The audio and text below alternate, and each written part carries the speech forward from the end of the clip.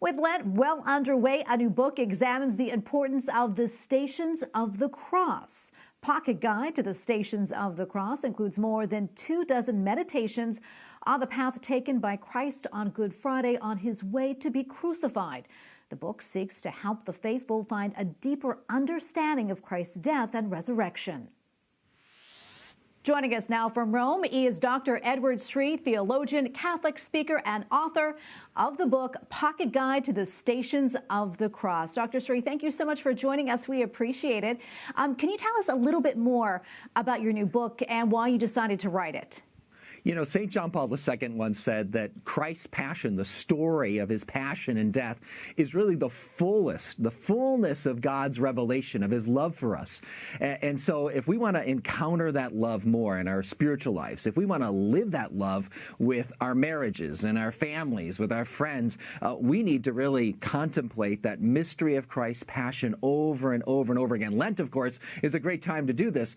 But the mystery of what Jesus does for us, his amazing love for us in his passion and death, is so big. It's hard to just take in all at once. And that's why I think in God's providence we have this wonderful, awesome tradition of the Stations of the Cross. Because that mystery of his love is so big, we need to digest it in small pieces. And so I love this devotion and how it helps us to contemplate the different aspects, like his condemnation by Pilate, his carrying of the cross, his encountering Simon of Cyrene, his being nailed to the cross, his death on the cross, his being put into the tomb. I like how we in this wonderful devotion, we take these small pieces of the mystery of God's amazing love for us, seen in the Passion, and we're able to meditate upon them, reflect on them, and ponder, what does this say about God's love for me? And how is Jesus inviting me to love more like him in my own life?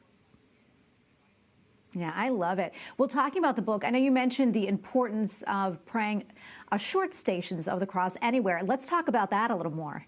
Yeah, I wrote this book because I want to really make this wonderful traditional devotion come alive, especially for a new generation. I think sometimes people feel a little overwhelmed by Stations of the Cross, like, oh my goodness, that's a big commitment. It takes, 45 minutes, and I have to drive to the church and stay for the fish fry, and that's just too much of a commitment. I'll just do a Divine Mercy Chaplet at home. That's shorter, that's quicker, it's easier. Well, I want to open up for people that it's wonderful to go to your parish, and you should try to do that sometime during Lent.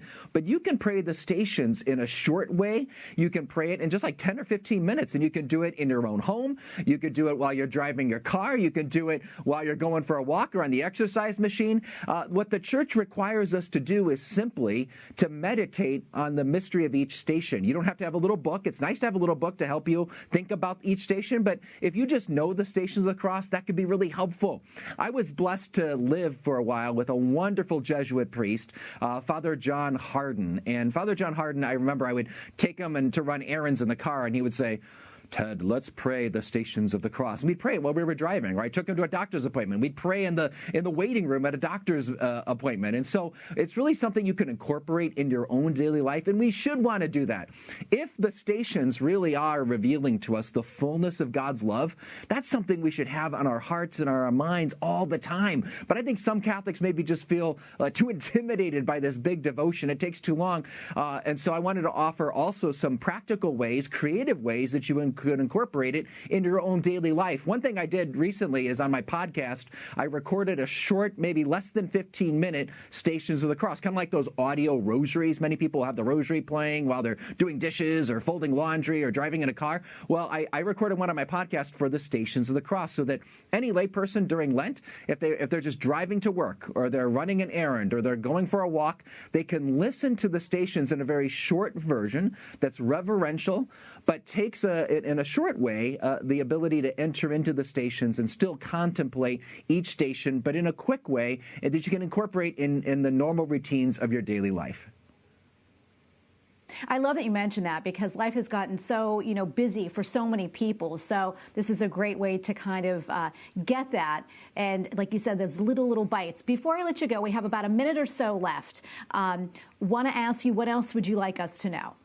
Well, this is a wonderful tradition. There's many great devotions we have, like the Divine Mercy Chapel, the Rosary, and other things. This tradition of stations has roots all the way back in the very early church. We know that Christians in the first few centuries were retracing Jesus' steps, going from the agony in the garden all the way to Calvary. They're in Jerusalem. And when pilgrims from all over the world would come to the Holy Land, they would want to walk in his footsteps. And that's the basis of this wonderful tradition of Stations of the Cross. And so when you pray stations, whether it's at your church or on your own, you are joining millions of other holy men and women throughout the centuries who have wanted to walk in Jesus' footsteps, to remember his passion and have his loving passion written on our hearts. You can do that when you go on pilgrimage to the Holy Land in the streets of Jerusalem, but you can also do it in your own local parish, and you could do it in your own home, in your own car, in the midst of your daily life. Well, Dr. Sri, thank you so much for coming on and sharing all of this with us. We really appreciate it. Again, thank you for your time, and God bless you. God bless.